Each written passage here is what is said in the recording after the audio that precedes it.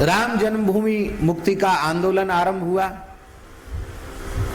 उस आंदोलन को मुगल काल से ही चल रहा था, लेकिन इस आंदोलन के तो साक्षी हम भी रहे। परम पूज्य विरक्त शिरोमणि स्वामी श्री वामदेव जी महाराज अपनी सारी नियमावली को किनारे करके उन्होंने संत समाज को एकजुट किया और कमर कस के कूदे इस आंदोलन में। संत समाज कमर कस के कूदा और भगवत कृपा से बाबरी ढांचा ध्वस्त हुआ।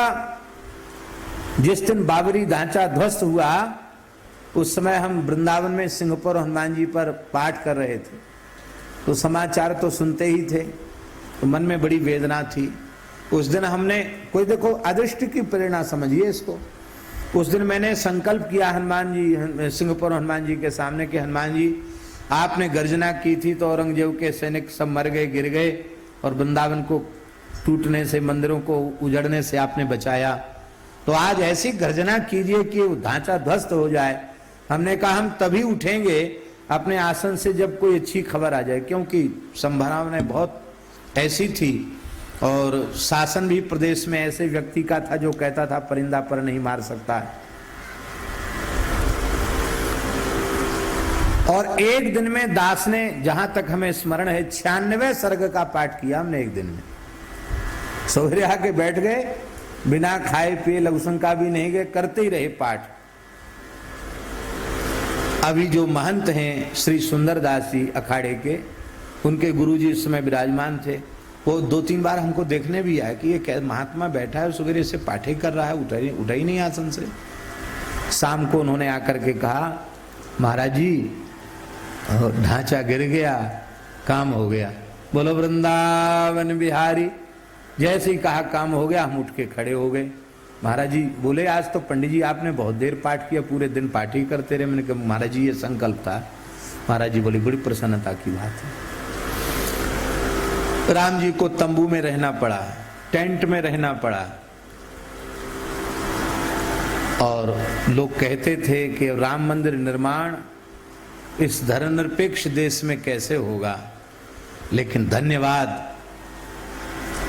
माननीय सर्वोच्च न्यायपालिका को भी धन्यवाद, जिन्होंने जो न्यायोचित था वही किया, और शासकों को धन्यवाद, प्रजा को धन्यवाद, और उस भारतीय प्रजा को भी धन्यवाद जिन्होंने अपने धर्म, पंथ और संप्रदाय से ऊपर उठ करके राम मंदिर बनाने का समर्थन किया।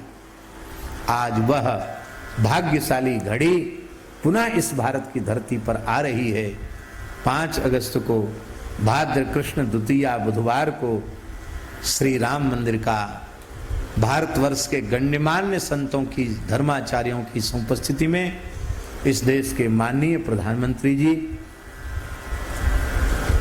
इष्टिका स्थापन करके, शिलान्यास करके श्री राम मंदिर का भव्य शिलान्यास कर रहे हैं। हम इतने प्रसन्न हैं कि हमारा रोम रोम प्रसन्न है, आह्लादित है।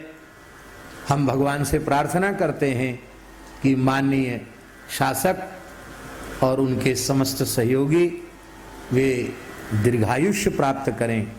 केवल शरीर का दीर्घायुष्य नहीं, शासन का भी दीर्घायुष्य प्राप्त करें, लंबे समय तक शासक रहें और जल्दी से जल्दी भव्य दिव्य राम मंदिर का निर्माण हो।